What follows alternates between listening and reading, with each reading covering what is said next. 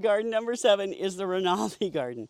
John and Bonnie Rinaldi bought this property in Ashland's historic district about 3 years ago. They've done a lot of restoration to the house and have cared for and maintained the garden that was planted by Jim Duncan, the previous owner. Jim and his wife Elaine were both schooled in botany and were members of the Native Plant Society. On field trips, Jim collected seeds from native iris, camassia, and tritolea, found here. This is John Rinaldi, and he and his wife Bonnie have been in Ashland for, well, how long have you owned this house? For this round, we've been here for 3 years. Okay. Yeah. And most of the time you've been here. Here's Bonnie over here. Hi, Bonnie. Hi. Most of the time you've been here, you've been working on the house, right? Right. It's an 1888 house, and we did a big refresh to the house and added a ground floor master bedroom. So we've been very, very busy for the last 3 years, and it's been really nice to be getting to know the landscape here as different things kind of pop up on different seasons, and so it's been very helpful to. Talk a little about why you like this garden. We like this garden. My education was in horticulture. I got a degree from Cal Poly in hort, and I've always been, I'm a plant lover. What are you going to do? And although it wasn't always my profession at the time, always throughout my career, I did do a lot of landscape designs and drought tolerant and low maintenance landscapes, especially in California, where that's real important. Came to know California natives real well because they are so suitable for that kind of application. So. And we're kind of in northern California here, aren't we? We're not in the Pacific Northwest. We're sort of like in the very northern reaches, I think, of what you'd call California. I think we're on that bridge, the pine to palm kind of interface, they say. Okay, So let's take a walk down here. Yeah, along this area here, we have a lot of camas coming up. Camas is a plant real important to the Native Americans of our area. The indigenous people use the root to dry it, roast it, mash it, make a meal. It's a great food source, high in protein, and the dried bulbs are used in commerce. They're so valuable, so important to people here that it was actually used in trade. So we have the blue camas here and the white one. They're all camassia quamash, I believe, but they are. I think they can be poisonous too. So you got to know which ones what you're doing, but. It's a beautiful plant in the spring like this, sends up these flowers. Bees love it. This is a great pollinator plant.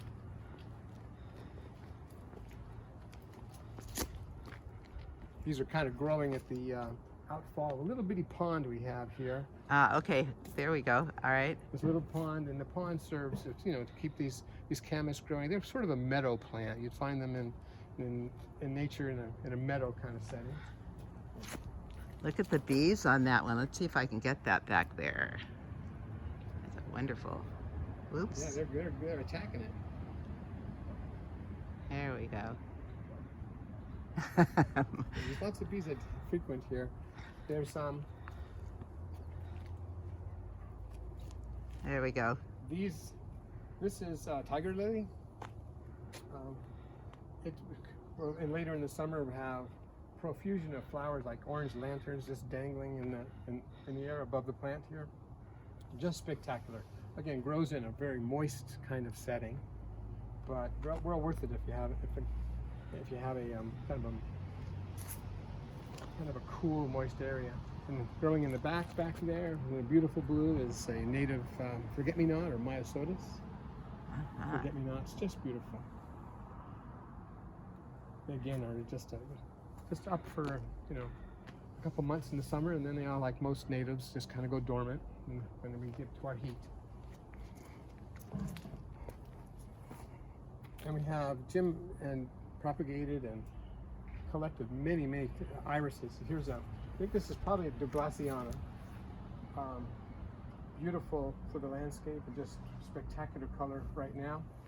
I like the white and the blue sort of contrast there, and there's a dark purple one back there. They tend to hybridize very easily, or cross-pollinate and hybridize. So it's not. I don't know that any of these are absolutely pure species anymore, but they are certainly spectacular. And along that same line with irises, there's some beautiful irises in here too. Probably more like 10x in yellow. yellow-orange there. Kind of a creamy one and a white. Here's a beautiful white one. Gorgeous. Yeah, they are spectacular. Yeah. So this is a Aloysia. It's a native that's usually found in upper elevation and alpine climate. Grows really well in the landscape as well, and stays green all year. Has these beautiful flowers, early May. Again, takes no water in the summer. It's just beautiful. It's just, as well as like these delphiniums, the native delphinium, the delphinium introlifolium. Not good to eat, by the way. Very poisonous. But beautiful, beautiful blue flowers in the spring. Do you know where most of these flowers came from? Were they from seed or? I think Jim collected a lot of these. Yeah, he was very careful seed collector and didn't bring any plants in, just seeds is what Elaine has mentioned. Yeah. Right. So this area here, again, it doesn't get any water, and this is and it's in the spring. These bulbs are called ethereal spear or Tritilia laxa. They are just make a nice cloud of off-white, kind of light lavender colored flowers. Just beautiful. Again, highly visited by bees as well. Lovely. Growing right underneath a western redbud. Like I think I mentioned earlier, we have 3 different redbuds here: a eastern redbud, a western redbud, and a Mediterranean redbud.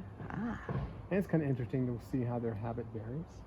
And rising up above there is a good example of a Garrya elliptica, the silk tassel bush, kind of grown as a multi-trunked short tree, and spectacular, I think, for the landscape. Just real suitable.